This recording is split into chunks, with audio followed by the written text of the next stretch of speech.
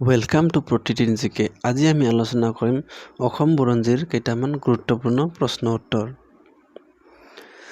আহোম ভাষাৰ চকলং শব্দৰ অৰ্থ কি? ক শ্মশান, খ বিবাহ, গ মৃত্যু, খ দৰা। ইয়াৰে শুদ্ধ উত্তৰটো হ'ল খ বিবাহ। বানকাঁহী আৰু বানবাটি এই দুপদ বস্তু অসমত কোনে প্ৰচলন কৰিছিল? ক আহোমসকলে, খ কছাৰীসকলে, গ চুতীয়াসকলে, ঘ ভূঞাসকলে। ইয়াৰে শুদ্ধ উত্তৰটো হ'ল ক আহোমসকলে। তলৰ কোনবিধ খেল ধেমালি আহোম যুগত প্ৰচলন নাছিল? ক হাতী যুঁজ, খ ম'হ যুঁজ, গ মল্ল যুঁজ, খ তীৰ চালনা। ইয়াৰে শুদ্ধ উত্তৰটো হ'ল খ তীৰ চালনা। পাইক আৰু পছা প্ৰথা কোনে আৰম্ভ কৰিছিল? ক চুকাফা, খ প্ৰতাপসিংহই, গ গদাধৰ সিংহই, খ ৰুদ্ৰসিংহই। ইয়াৰে শুদ্ধ উত্তৰটো হ'ল খ প্ৰতাপসিংহই।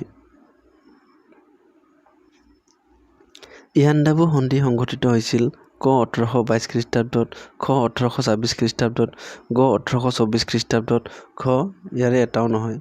ইয়াৰে শুদ্ধ উত্তৰটো হ'ল খ 1826 খ্ৰীষ্টাব্দত। অসমত চিপাহী বিদ্ৰোহৰ নেতৃত্ব গ্ৰহণ কৰিছিল?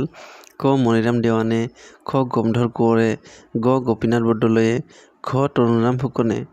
ইয়াৰে শুদ্ধ উত্তৰটো হ'ল ক মণিৰাম দেৱানে। উত্তৰ গুৱাহাটীৰ কানাই বৰশী বোৱা নামৰ ঠাইত উদ্ধাৰ হোৱা শিলৰ ফলিত উল্লেখ আছে?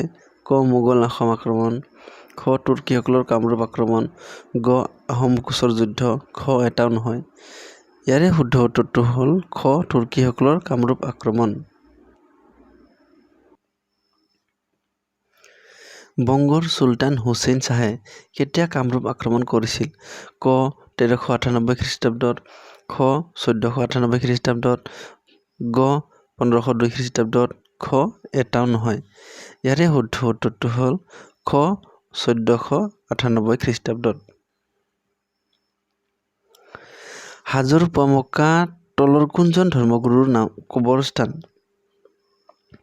ক হজৰত মহম্মদ, খ আজান পীৰ, গ চুলতান গিয়াছুদ্দিন, ঘ ওপৰৰ এটাও নহয়।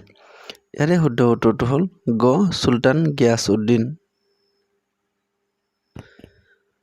কোনজন আহোম ৰজাৰ দিনৰ পৰা আহোম ৰজাসকল স্বৰ্গদেউ নামেৰে পৰিচিত হ'ল? ক চুকাফা, খ চুহুংমুং, গ চুডাংফা, খ ৰুদ্ৰসিংহ।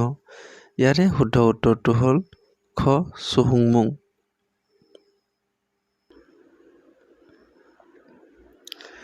আহোমসকলে চুতীয়া ৰাজ্য জয় কৰি উক্ত অঞ্চলৰ শাসনৰ বাবে নিয়োগ কৰা বিষয়াজন হ'ল?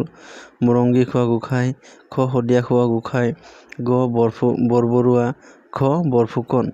ইয়াৰে শুদ্ধ উত্তৰটো হ'ল খ শদিয়া খোৱা গোসাঁই।